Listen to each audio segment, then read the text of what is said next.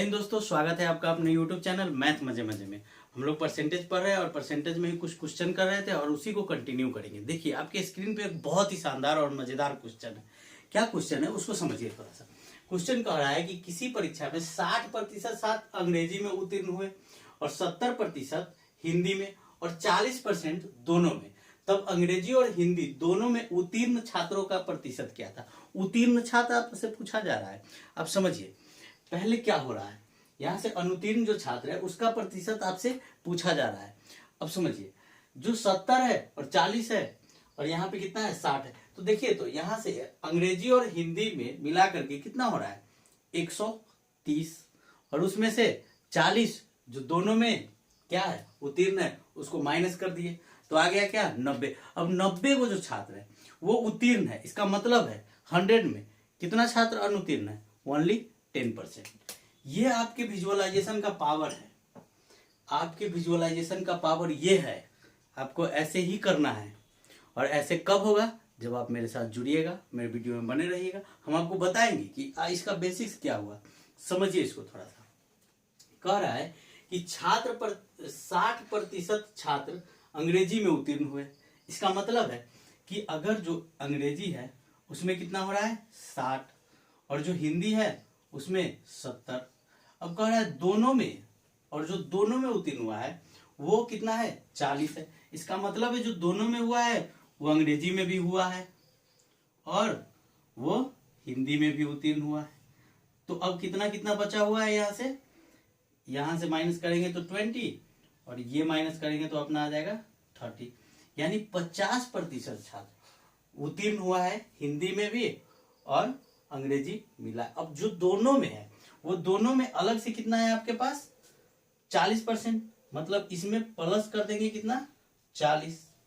तो 40 20 60 और 30 90%। तो टोटल विद्यार्थी होता है 100%, उसमें से 90 को क्या हो गया है उत्तीर्ण हो गया। तो बचा कितना, तो बचा है मेरे दोस्त ओनली 10%। ये आपका पावर होना चाहिए। ये आप देखते देखते कीजिएगा, देखते देखते करने का सेंस है कि 60 और 70, 7 6 13 130 और उसमें से गया 40। तो जब 40 गया तो दोनों में से घटाने से अच्छा है पहले ही। क्यों हम ऐसा किए, दोनों में से घटा करके जब ए को जोड़ना ही है तो एक के को पहले ही घटा ले, ज्यादा कुछ करने का टेंशन नहीं खत्म।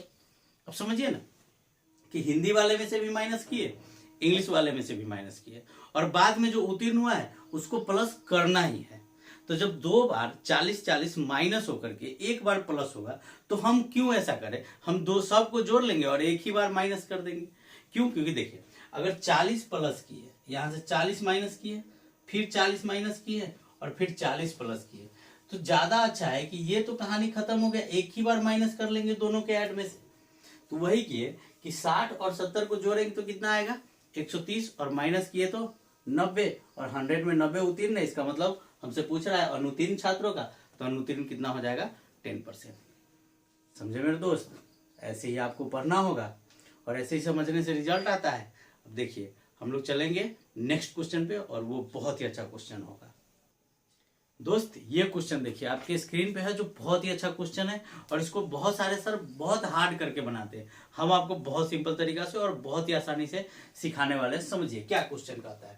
क्वेश्चन कहता है कि एक प्रत्याशी किसी परीक्षा में 20% अंक प्राप्त करके 30 अंकों से फेल हो जाता है और अन्य प्रत्याशी 72% अंक प्राप्त करके पास होने वाले अंकों से 42 अंक अधिक प्राप्त करता है। अब समझिए 20% लाता है तो 30 अंक से फेल होता है और जब 32% लाता है तो उसको 42 अंक ज्यादा मिल जाता है। इसका मतलब है कि ऐसा सवाल आपसे कभी भी पूछे तो इसका जो 20% है और इसका 32% इसी को माइनस कर लीजिए और इस दोनों को जोड़ दीजिए, वो आपका टोटल परसेंट का उतना परसेंट आ जाएगा।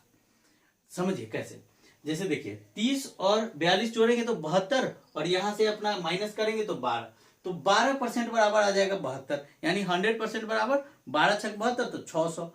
और जो पूछ रहा है कि पास होने के लिए कितना चाहिए, तो पास होने के लिए अगर 20% चाहिए तो 600 का 20% 120 और 30 यहां से तो 150 और परसेंट में पूछ रहा है तो 150 का 150 बटा 600, 15 चौका 60, 1/4 बराबर कितना परसेंट 25%। आपको इतना सिंपल से जानना है, ऐसे समझना है और ऐसे ही एग्जाम में करना है आपको। ऐसे ही किया जाने से ही रिजल्ट आता है। बहुत सारे बच्चों का आया है, आपका भी आएगा।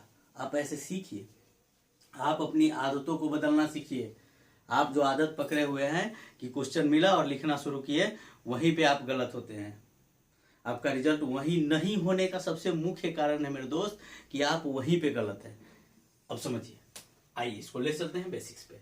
कह रहा है कि एक प्रत्याशी किसी परीक्षा में 20% अंक प्राप्त करता है। अगर मान लेते हैं कि कुल अंक कितना है, x है, यानी कुल कितना है, x है, तो x का 20% जब प्राप्त करता है वो, यानी पहला प्रत्याशी प्राप्त करता है कितना, पहला x का 20%, 20%, और पास होने के लिए उसको कितना चाहिए, पास होने के लिए इसमें 20 से इसको काट लेंगे तो x बटा 5 जोड़ और कितना अंक चाहिए उसको, 30 अंक, यानी 30 अंक से फेल हो गया था।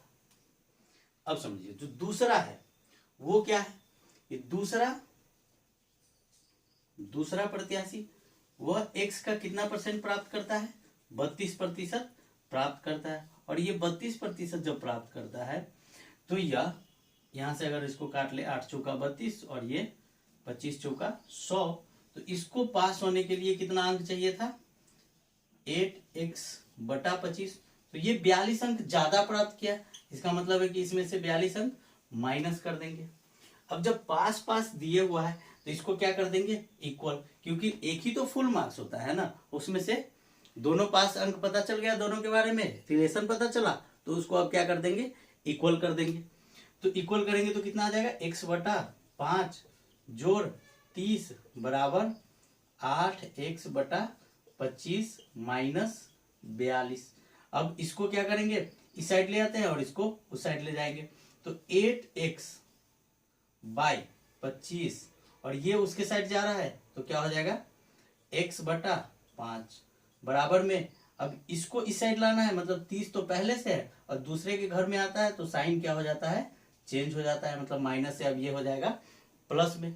अब यहां से बराबर का जोड़ घटाव कर देंगे, यहां से हम लोग क्या निकालेंगे, इसका एलसीएम निकाल लेंगे। एलसीएम निकालेंगे तो क्या आ जाएगा, 25 और ये आ जाएगा अपना 8x माइनस 5x बराबर में 72, और ये 25 इसके साथ गुना हो जाएगा, 3x बराबर 72 गुना 25 और x इज इक्वल टू 72 गुना 25 बटा में 3 काट देंगे तो 24 बार में, और 24 में जब 25 से गुना करेंगे तो अब देखिए आपको इतना 25, 4 को 25 मिल करके 100 बनाता है, ठीक है। तो 24 में क्या वो 25 है, 24 को 25 है, इसका मतलब है 4 4 को दे देंगे तो कितना बचेगा, 6 को, तो 600। अब गुना भी सीखिए, वो गुना भी करना होगा, तो 600 आया फुल मार्क्स, और पास होने के लिए 600 का वैल्यू इसमें डाल देंगे, इसी में डाल देंगे तो क्या आ जाएगा, 600 बटा में 5 और प्लस में 30, और ये कुल का कितना परसेंट हो जाएगा, यहाँ से 600 का परसेंटेज पूछ रहा है तो पास होने के लिए कितने परसेंट की जरूरत है, इसको काटेंगे तो 120 और 30 150, और 150 बटा 600, इसको डिवाइड करेंगे तो 4 बार में 1 बटा 4 बराबर कितना परसेंट, 25%, ये आपका आंसर आएगा। ये है बेसिक्स से जाने पे, जो आपको नहीं जाना है एग्जाम में। ये घर पे प्रैक्टिस के लिए, समझने के लिए, एक बार और आप पॉज करके शुरू से देख के समझ सकते हैं, लेकिन आपको एग्जाम में क्या करना है, जो पहले बताए, पहले क्या बताए कि दोनों जो परसेंटेज दिया हो उसको माइनस करेंगे, और इधर जो पास होने के लिए और अधिक अंक आने वाला था, कम और अधिक दोनों को ऐड कर देंगे, तो वही आ जाएगा कितना, कुल के परसेंटेज के बराबर। तो 12% इज इक्वल टू 72, यानी 12 छक 72, तो 100% इज इक्वल टू 600, और 600 का पहले 20% निकालेंगे तो 120, और उसमें 30 ऐड करेंगे 150, 150 बटा 160, यानी 15 चौका 60, 1 बटा 4, 1 बटा 4 बराबर 25%। ऐसे दिमाग में करना है आपको, और ऐसे ही करने से होगा। आइए अगले क्वेश्चन पे, और ये बहुत ही शानदार क्वेश्चन है दोस्त। ये क्वेश्चन देखिए, ये आपके स्क्रीन पे बहुत ही अच्छा क्वेश्चन है। ऐसा क्वेश्चन हम पीछे भी कराए हुए हैं, लेकिन अभी पढ़िए और आप करके देखिए कि कितना जल्दी आप कर सकते हैं। क्या कह रहा है क्वेश्चन कि किसी परीक्षा में पास होने के लिए अधिकतम अंक 36% अंक लाना आवश्यक है।